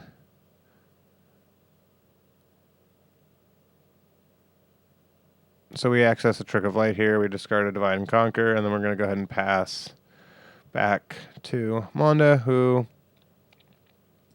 is going to ice up HQ with this Excalibur and click for credits because they want to make sure that when they draw, they can score out.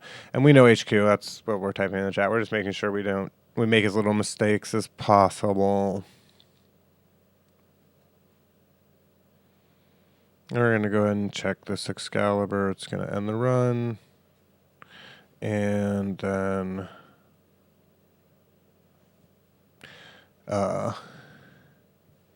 we're going to see the last card in HQ, which is a restructure.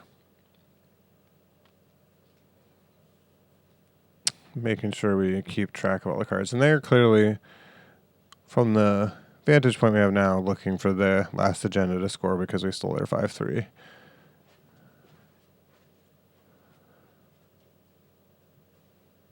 They're going to standard procedure us, naming event, gaining a bunch of money.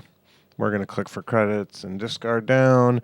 And they kind of have us from here on out because we're never going to be really rich enough to do much. They're going to go ahead and install Rashida with advanced assembly lines.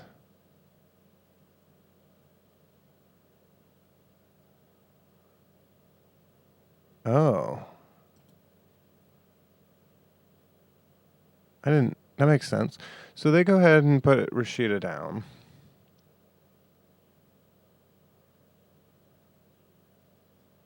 And then they put Rainbow on the outermost ice here. I imagine they're going to put, yep, Orbital in the remote. And since they have another click, I assume that Managarm's going to come down. Yeah, exactly. And so they're kind of set up pretty well here. We're going to install ASOP, get ready to get out of this wild side. We're going to click for credit, and then we're going to inside job this server. They're going to res Rainbow. We're going to pass right through with inside job. They're also probably going to res this Inazuma because they have the credits too. We are going to hit that Inazuma. And now we're going to slam face first into this Hordem. We're going to logic bomb through that Hordem because that's not firing again. I don't care about no Inazuma. They res Hokusai and Managarm. We're on 4 credits. So sad. So sad because they have this Trick of Light in their hand. That's it. Like, they're going to Trick of Light this agenda out. Which is why we checked it, by the way, is because what else are you going to do? If we don't check it, we definitely lose. And we were a credit short, and if you look through this game, we probably definitely made several credits worth of mistakes. And so we could have been in a much better position here. Izzy's coming in here talking about how it's a ridiculous remote. It's a very good remote. And I want to make it clear, Monde straight up just outplayed me here. Like, yes, I definitely played around Hordem, thinking it had different card text, but they played great. I played poorly. Those two do not have. Those two are not interdependent. And with that, we will be on to the next game in this match, where I will be corping, and maybe it will go better for me because clearly my corp deck is better. Okie dokie, here we are. Let's check these opening hands. We're going to go ahead and look at mine first. I'm corping here, and this is an okay hand, I guess. It's just an IQ, but there's only one agenda, so we could theoretically ice HQ. Don't really like it. Probably could mulligan this hand. It's not the best hand. Meanwhile, Monde has Sure Gamble, Twinning, Puemu. I'd probably keep that hand. It's a fantastic hand. Their other cards, Run Amok, pretty good card. And Lamprey, pretty situationally good card. So, let's see if we both keep. I'm going to take a mulligan as expected. Monde's going to keep as expected. And this mulligan is already going to be better. We're going to go ahead and ice hedge fund, but we're going to start with a hedge fund for no reason. Doesn't really matter. Ice hedge fund, about as good as you can ask for, unlimited, to be honest. Ice Econ is very nice. So they're going to go ahead and draw a card. They're going to draw Chisuska, and now I imagine they're going to go ahead and Sure Gamble, Puemu, Twinning, and get set up to access lots of cards. We go ahead and top deck Ultraviolet. We Ultraviolet immediately. We're in a pretty decent position to do it. We can install one card and discard one card. We don't really want to have to discard one card here. It's going to be the stock buyback, but, you know, it is what it is. I don't really like discarding stock buyback, but we kind of have to. We put the Atlas on the table. We're going to see if they check the Atlas. You never know. This is a very risky move. They're going to go ahead and draw some cards, install a Q loop.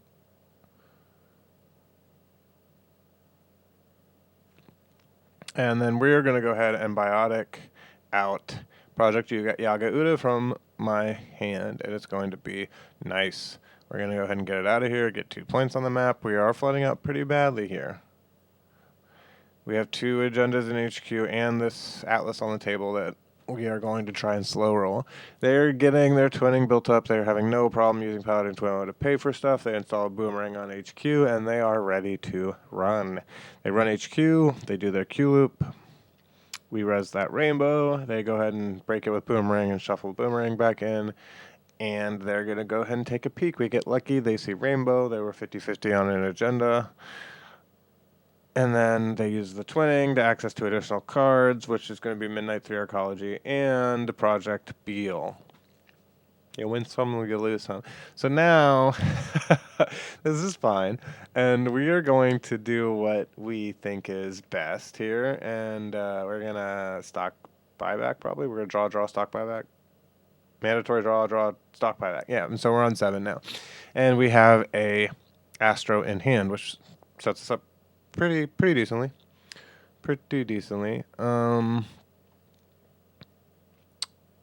Monde is going to go and use this time to play Peace in Our Time and draw up. Then they discard Retrieval Run, and I believe that was all they discarded. We're going to go ahead and top deck another 3-2 here. Pretty unlucky. Happens. We're going to take this time to score the Atlas off the table. Pretty rude. I don't want to leave it on the table and have them check it and lose the game. We theoretically could have slow rolled that and tried to score an agenda from hand somehow, but we have already used our biotic, and so we are kind of relying on base Chiriboga if we want to do that.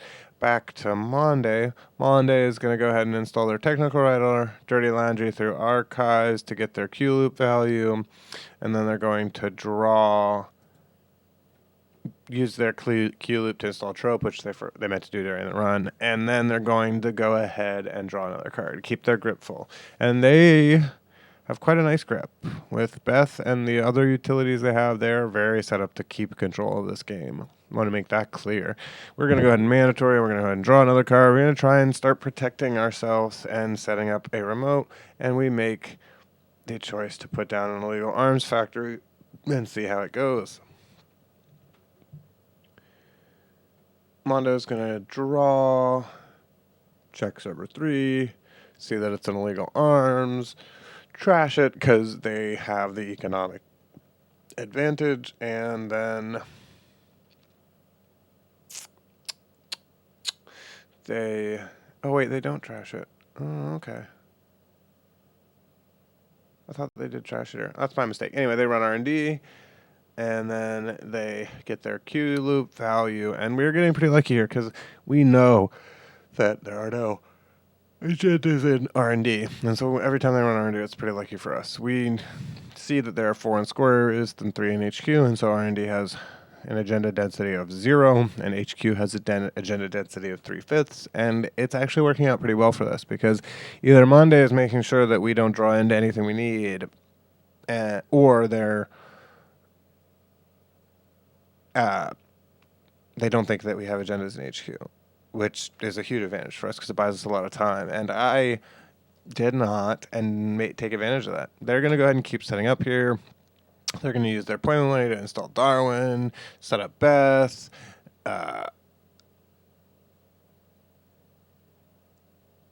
We let them use the correct money for Beth. That's what that was about. And we're going to go and res this illegal arms factory. We're going to put a third ice on HQ, pretty heavily telegraphing that HQ is where the game is at, but I also need to make sure that they cannot easily access HQ.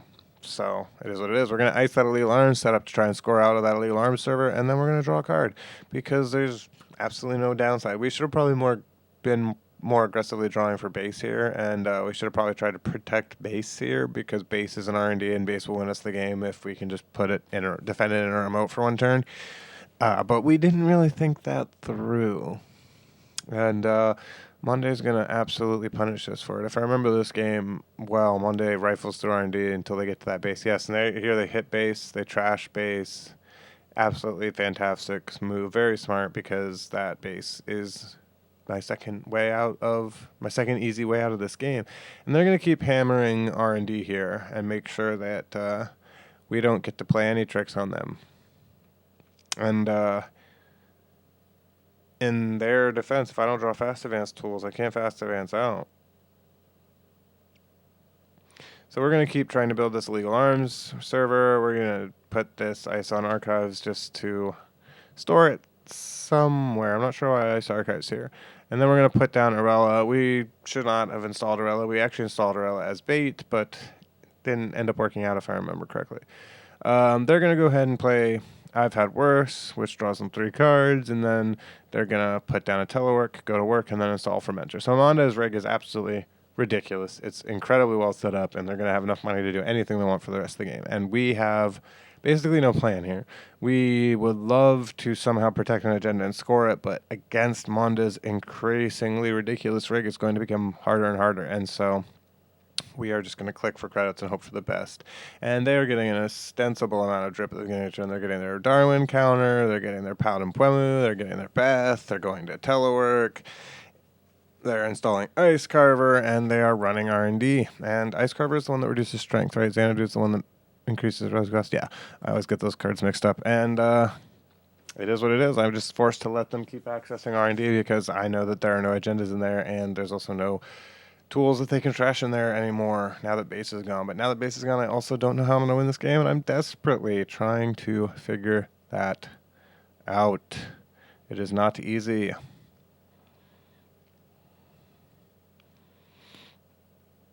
They go ahead and install Top Hat here, and then they use Top Hat to see extra cards. I think we were in voice chat, and this one I was like, oh, Top Hat, that's awesome. You're going to see a bunch of cards. And they look at a bunch of cards off the top of R&D, and I'm like, yeah, the agendas aren't in R&D. And now that you've seen the majority of R&D, it's time to tell you that. And I go ahead and I jam a full immersion rec studio here, thinking I'm going to get clever. And then I go ahead and I overwrite the full immersion rec studio. And I don't take it back because I don't think it's going to matter because the game's probably over. Definitely should have done that. I should have just taken it back, clicked for a credit, discarded the full immersion rec studio.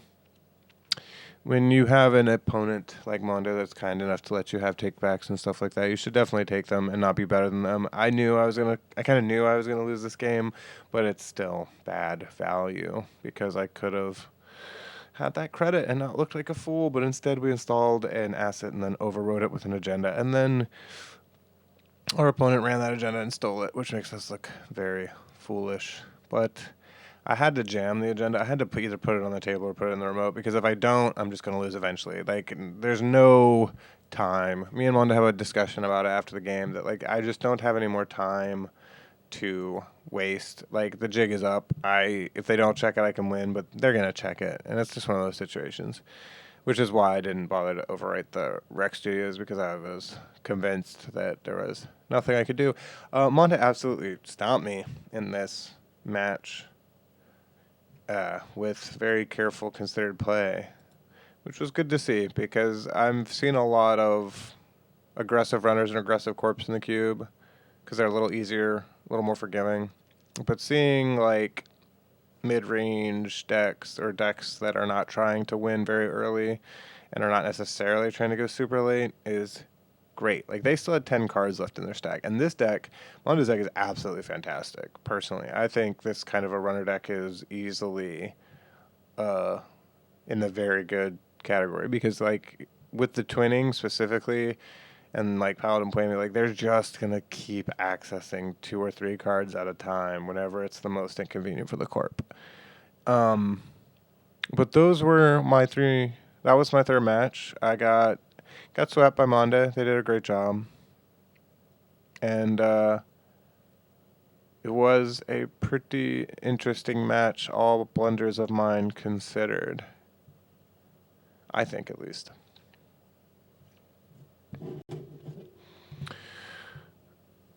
Uh-oh. See you around. And that was the GLC draft. The second GLC cube draft. That was how it went for me. Those were my drafts. Those are my 3 games. Hopefully there'll be some bonus replays, and hopefully it wasn't the worst. This is pretty much the first long-form piece of content of this kind I've done, and I'm very new to doing Netrunner content, so hopefully I can get some decent polite critique and criticisms and feedback from anybody who watches this. I should hopefully have some replay reviews from this event and the first draft coming up. Sadly, I lost the footage to the first draft, so I won't be able to do commentary over that draft. But, but we should be able to make it work. I had a lot of fun at this draft. This draft went very well. We had a good time. I think I'm starting. I think I'm starting to get the hang of everyone's voice, because this is my first time hanging out in voice chat. But if I'm remembering the voices correctly, Eli B and Izzy and Monde were all very fun and funny in voice chat to hang out with. And I'm hoping to do another GLC cube draft after Parhelion in January once I get updated. I can't wait to update the cube for Parhelion. I'm expecting some pretty fun cube cards. Null Signal has made some pretty sweet stuff for cube, in my opinion, and just them pushing the number of unique card names forward and having to near print a lot of stuff is very, very good for people in my position in Cube that do not want to do Hypercube and would prefer that cards are singleton. So anyway, hopefully that was something worth watching, or at least paying attention to. Everybody have a good night, and I will see you around.